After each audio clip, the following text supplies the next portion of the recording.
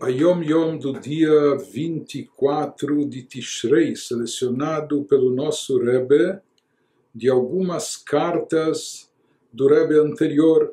Ele selecionou alguns trechos para nos descrever e explicar em poucas palavras qual é o sentido, o significado, o objetivo de uma prática hassídica tradicional, que é o Farbrengen, a reunião hassídica, o encontro hassídico, quando os hassidim sentam informalmente entre si ao redor de uma mesa e falam lechaim, entoam melodias, falam palavras de Torá, mas além disso também trazem ensinamentos hassídicos, contam histórias hassídicas. Enfim, ele nos diz aqui que o Farbrengen público, em geral, todo o Farbrengen que é feito, em geral, Farbrengens estão associados a datas especiais hassídicas que podem marcar o nascimento ou até o falecimento de um Rebbe, ou datas que marcam eventos especiais como a libertação daqueles Rebbes que tiveram que passar, que estiveram aprisionados, etc. Ou até ligados com as festas tradicionais judaicas. Tradicionalmente, o Rebbe anterior também instituiu que todo Shabbat Mevarchim, todo Shabbat que antecede um novo mês judaico, o Shabbat que abençoa a chegada do novo mês, que nesse Shabbat seja feito um Farbrengen na sinagoga. Então, tem Farbrengens que são feitos nas sinagogas hassídicas, outros Farbrengens, outros encontros ou reuniões hassídicas são promovidos nas casas, residências dos Hassidim. Então ele nos diz que o Farbrengen público, em geral, ou em Shabbat ou em Motzei Shabbat, em particular, então, de forma mais comum, corriqueira, já que durante a semana as pessoas estavam ocupadas, trabalhando, etc. Então os Farbrengen sempre ocorriam mais ou no dia do Shabbat, ou se não no Shabbat, principalmente na Europa, onde no Shabbat, no inverno, termina muito cedo, às vezes às 4 da tarde já está terminando o Shabbat, então se deixava para fazer o Farbrengen em Motzei Shabbat, no sábado à noite após o término do Shabbat. Então, os Farbrengens, essas reuniões públicas entre Hassidim, independente da data ou quando é feito, se é no Shabbat, ou se é no término do Shabbat, ou na data que for, mas escreve o Rebbe que isso é um dos pilares dos caminhos dos Hassidim e da Hassidut. Então essas reuniões hassídicas, o fato de Hassidim sentarem e estarem juntos, independente do que cada um já estuda per si, de Torá, e não só de Torá, estuda Hassidut, mas como aqui nos dizendo que ninguém vai ser ou se tornar um Hassid sozinho. Um Hassid precisa estar integrado no grupo, ele precisa fazer parte de uma comunidade hassídica, ele precisa interagir com outros.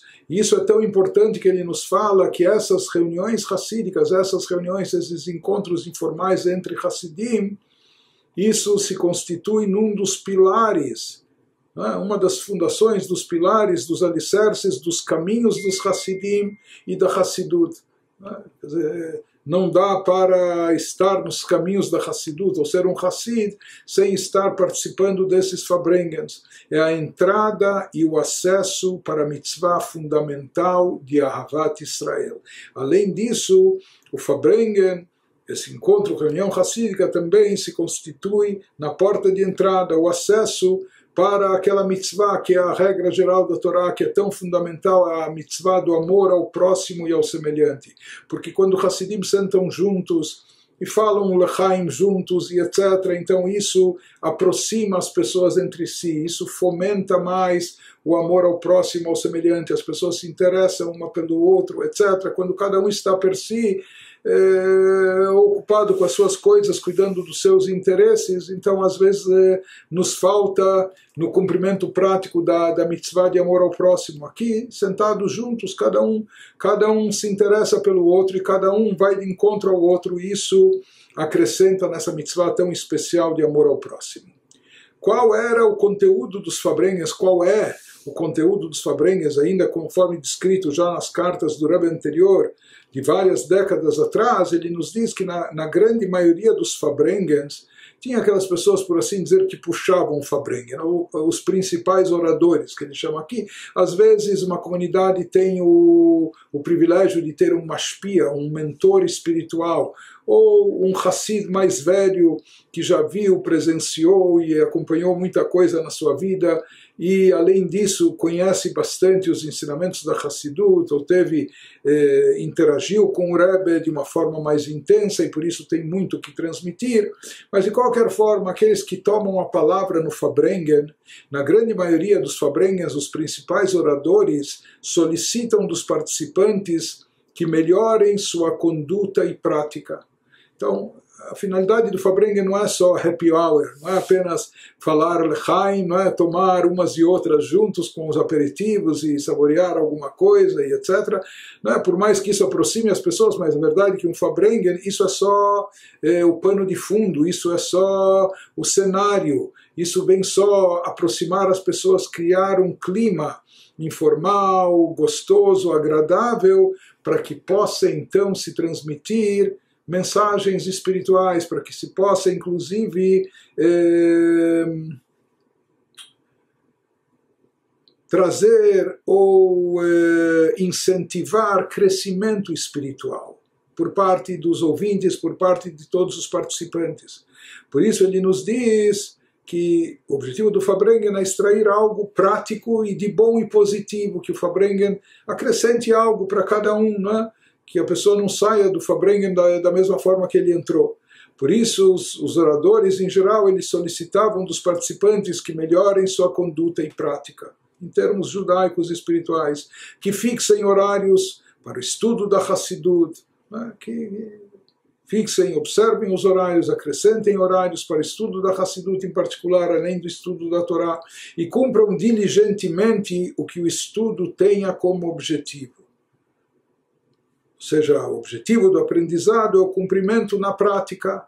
Então, todo estudo, principalmente o estudo da Hassidut, ele vem conduzir a algo prático e ele tem como objetivo levar a pessoa a implementar aquilo que ela aprendeu, que aquilo não fique apenas na teoria, mas seja aplicado na prática, seja no próprio crescimento pessoal, né, com tudo que nós temos na Hassidut a respeito disso, seja na nossa atuação em relação ao mundo, à sociedade, no cumprimento das mitzvot, com mais esmero, com mais cuidado, no amor ao próximo, em fazer o bem, em participar ativamente da comunidade em prol das boas causas e assim por diante. Então, em geral, aqueles que se dirigiam ao público na hora do Fabrengen, os oradores, aqueles que tomam a palavra, eles conclamavam sempre os ouvintes, os participantes, a acrescentar, a melhorar, a aprimorar, a mudar de forma positiva a sua conduta, etc. Só que nisso, às vezes, aqui tem um outro lado também que pode estar presente no Fabrengen. Aqui a gente já vê que o Fabrengen parecia já, parece, às vezes pode tomar como formato, como se fosse uma terapia de grupo espiritual, né? Mas isso é feito de uma forma positiva, agradável, intercalada por melodias e etc. Às vezes, para incentivar as pessoas a fazer o bem ou acrescentar na prática do bem, estudo da Torá, etc. Às vezes isso inclui um lado também de demonstrar que aquilo que está sendo feito até agora não é suficiente, não está ainda bom, falta ainda. E isso traz o outro lado da moeda, que é o da repreensão ou admoestação. Às vezes repreender alguém pela falta do estudo ou pela falta do cumprimento dedicado a certas mitzvot e assim por diante. Então, eventualmente no Fabrengen também havia e há esse espaço para uma certa admoestação, ou para crítica construtiva, ou repreender, no sentido de encaminhar para o bem, mas existem condições fundamentais a serem observadas, principalmente quando se trata desse canal, né, desse sentido de admoestação. Então ele nos fala que a ideia geral de um método de aplicar a admoestação estão bem explicados num mamar, num discurso racídico pronunciado pelo Rebbe anterior, que começa com as palavras Veimru HaMoshel. onde lá ele explica o quanto isso se aplica não só no Fabrengen, mas é uma mitzvah da Torá, repreender o próximo quando ele está fazendo algo errado, mas lá naquele mamar, discurso racídico, ele explica o quanto a pessoa precisa ser cuidadosa para fazer isso com amor, de forma delicada, com carinho, não querendo se sobrepor ao outro que ele vai chamar a atenção, e não chamar a atenção. Deve tentar conversar com ele que de uma forma carinhosa, de maneira que isso se torne eficaz, porque se a pessoa for de forma bruta ou agressiva, pode surtir até efeito contrário, o outro não vai querer dar ouvido a ele. Quem é você para me dar um sermão, me passar um sermão, me dar uma bronca e etc. Então lá ele explica que a pessoa deve retirar de si toda a agressividade e não querer se autoimpor sobre o outro e demonstrar, claro, para o outro que ele está falando para o seu bem. Enfim, lá ele explica nesse discurso racídico com detalhes. E aqui o Rebbe anterior fala que é aconselhável que todo Hassid, principalmente aqueles que lideram e conduzem os Fabrengens, são os oradores, que ele estude minuciosamente, com sinceridade, sobre a aplicação a si próprio, como aqueles conceitos ou aquelas condições que se encontram nesse discurso racídico, indicando a forma correta de se fazer uma repreensão, como isso se aplica à própria pessoa.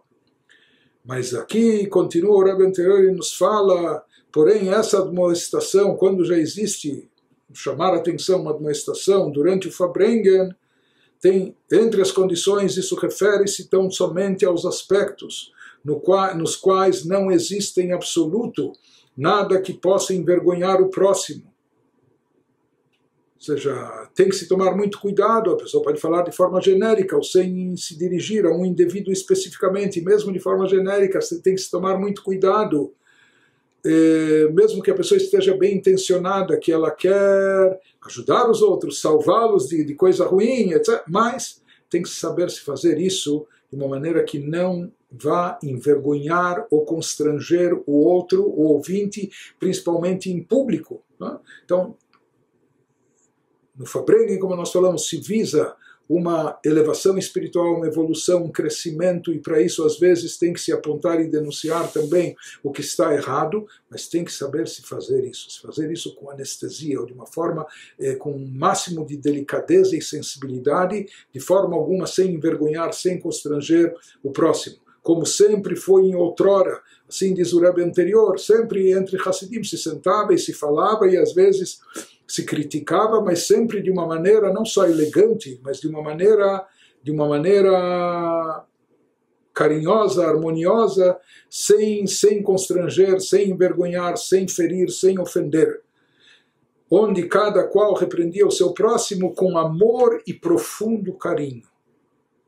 E fazendo, às vezes quando se chama a atenção, mas dizendo, está se fazendo isso para o bem, e por isso se faz isso não de forma punitiva, não de forma agressiva, não de forma competitiva, enfim, mas fazendo isso com amor e profundo carinho. Interessante que o Rebbe anterior, ele próprio conta, o Rebbe anterior, principalmente nos últimos anos, tinha a saúde muito debilitada e ele tinha vários tratamentos de saúde, e entre outras coisas também tinha que tomar várias injeções. E ele conta que quando vieram dar uma injeção para ele, ele percebeu que o enfermeiro, antes de dar a injeção, ele limpava muito bem a pele, né, para desinfectar, etc. E depois as seringas, naquela época ainda não tinha as injeções, as seringas descartáveis, mesma coisa, se fervia, se esterilizava. Ele perguntou por que se faz tudo isso, para evitar, não é, qualquer contato, bactéria ou coisa que possa até piorar a situação. Então, às vezes é necessário dar uma injeção. Mas, antes de dar a injeção, tem-se, assim falou o Rebbe anterior, aqui aprendemos, tem que saber se desinfectar bem a área. Tirar qualquer sujeira de perto para não infeccionar, para não piorar a situação. Então, a injeção aqui, entre aspas, seria a repreensão. Às vezes é necessário, não é? Dar essa injeção para o bem da pessoa, é necessário fazer essa repreensão, mas nós temos que nos assegurar que a área esteja limpa, ou seja, limpar, excluir de nós mesmos todo tipo de agressividade, todo tipo, sabe, de espírito crítico que às vezes tem prazer em criticar, em achar defeitos. A gente tem que limpar, desinfectar toda a área ao redor disso e somente então aplicar a injeção, por assim dizer, a repreensão, para o bem da pessoa, e quando isso é feito com amor e carinho, então, quem sabe apenas então dessa forma, é que isso vai ser bem aceito e surtir efeito.